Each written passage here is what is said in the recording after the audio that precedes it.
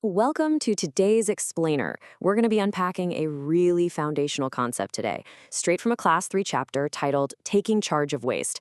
And, we're going to see exactly how this material takes a completely everyday problem, trash, and transforms it from this overwhelming, messy burden into a structured, completely solvable puzzle. It's actually really empowering. So let's jump right in. So let me ask you, have you ever seen piles of waste just lying around your home, your neighborhood, or maybe your school? We've all seen it, right? It's so easy for a stray wrapper on the sidewalk or an overflowing dustbin to just fade into the background noise of our day. But this chapter challenges us to stop ignoring it, recognizing that this waste doesn't just naturally exist, that it's literally something we as a society leave behind. Well, that's the very first step to actually taking charge of it. Okay, let's dive into this. The typical immediate response to this problem is proactive cleanup, right? Exactly like what we see on National Cleanliness Day as part of the Swachh Bharat mission. When a community actually rolls up their sleeves and gets to work, it sets this perfect, infectious tone. It shows us that waste management isn't just somebody else's job, it's a shared civic responsibility. We're all in this together. Now, what are we actually looking at when a community takes action? It's not just a chaotic free-for-all. Community action follows a really deliberate structure. It involves sweeping up natural waste like fallen leaves, actively picking up human-made trash, and most importantly, sharing that workload across all ages. And instead of just piling it all up into one giant mountain, thoughtful sorting into different bins is the actual blueprint for real, effective action. But, while cleaning up is absolutely necessary, we have to dig a bit deeper here. Have you ever thought about how this waste is created in the first place? Think about it. If we only ever react to the mess, we are literally going to be cleaning forever. To truly take charge, we have to rewind the clock. We need to look right at the source. The chapter points directly to our everyday habits. Buying packaged goods, ordering takeaway food, grabbing single-use plastics for convenience, all of these things immediately generate a footprint of trash. People don't usually wake up and think, I'm going to make a huge mess today. Waste is rarely created by malicious intent, right? It's just a byproduct of our routine. Acknowledging that is huge because it puts the control right back in our hands. The text then pauses and poses a really reflective question. How do you feel about it? Do you think we can do something about it? Honestly, connecting our own desire for daily convenience to the reality of community trash can feel a bit overwhelming. It's a lot to take in. But that second part of the question, that's a powerful pivot. It grants us agency. It reminds us that we have the power to be active problem solvers. And from there, the curriculum makes this wonderful, optimistic turn. Now let us talk about those people who manage waste well. See what happened there? It shifts the whole narrative from this unavoidable, dreary chore into a highly learnable skill.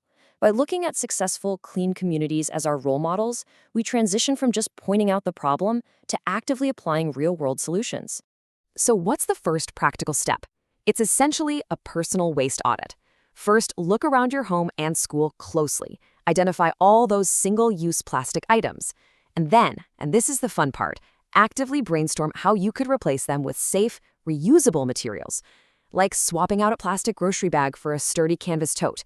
It takes this massive, abstract issue of global plastic pollution and scales it all the way down to a super achievable action right in your own kitchen. So the crucial point is that for the waste we just can't avoid, sorting it right at the source is absolutely critical. The chapter introduces the classic standard two-bin system. We have the green dustbin for your wet, compostable, organic stuff, and the blue dustbin for your dry, recyclables. Source separation is literally the most important link in the chain. Why? Because the second you mix dry paper with wet food scraps, you completely ruin the recyclability of the entire batch. And this brilliantly illustrates what happens when theory is actually put into practice. Here we see communities, and especially kids, sorting waste effectively and diving into upcycling. Taking something like an old discarded tire and repurposing it to grow plants is a perfect entry-level example of composting. It creates a closed-loop system where nothing is truly wasted. How cool is that? Okay, pop quiz time. Can you name 3 things you would put in the green dustbin and 3 in the blue? Think about it for a second. Whether it's tossing an apple core into the green bin or breaking down an empty cereal box for the blue, processing your own trash in your head before you toss it eventually becomes second nature. It just becomes a rapid mental habit. And the beauty of this is that once these habits are mastered individually, they start to scale up. A coordinated, collective effort across an entire village or town, sorting bins, sweeping streets, transporting materials properly, it actively builds a culture of cleanness. All the small individual actions we just talked about, they compile together into a healthy, highly organized community. Let's move to Colvin C and see how this builds into a much bigger picture. Ultimately, the chapter pulls our perspective way, way back. It contrasts our human settlements with these pristine, natural landscapes. Up until now, we've only been discussing human-made waste.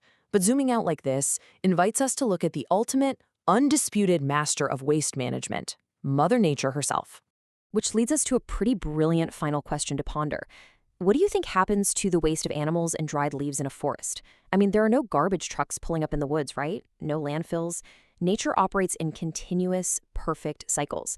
The waste of a falling tree literally becomes the vital nutrients for the soil. Nature doesn't even have a concept of waste. It only has resources in different stages of life. So if we truly want to take charge of our footprint, maybe our goal shouldn't just be to hide our trash better in colored bins. Maybe, just maybe, it should be to mimic nature, where absolutely every output becomes a vital input for something new. Think about that next time you go to throw something away.